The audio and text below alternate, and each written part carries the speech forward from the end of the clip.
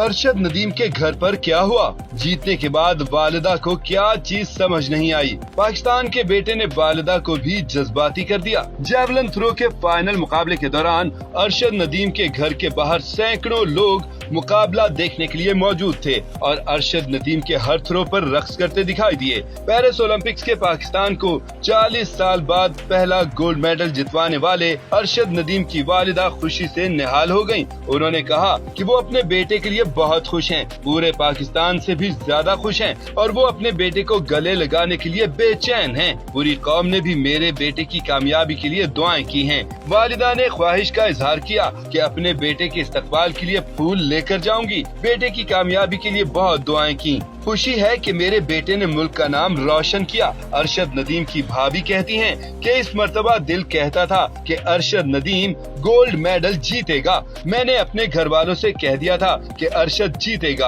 अरशद नदीम की कामयाबी पर उनकी बहन का कहना था कि आज इतने खुश हैं कि समझ नहीं आ रहा कि क्या बांटें। अरशद नदीम की तारीख साज कामयाबी पर अहले मोहल्ला का कहना था कि अरशद नदीम ने मियां चन्नू का नाम पूरी दुनिया में रोशन कर दिया है। पाकिस्तान के अरशद नदीम ने अपनी महारत का कमाल करते हुए ओलंपिक्स की तारीख में नए बाब का इजाफा कर दिया। साथ ही 40 साल बाद पाकिस्तानियों के चेहरों पर खुशियां ही खुशियां बखेर दी। अरशद नदीम ने तारीख रकम की तो खुद भी सजदा रेज हो गए और खुशी से आंखें अश्कबार हो गईं।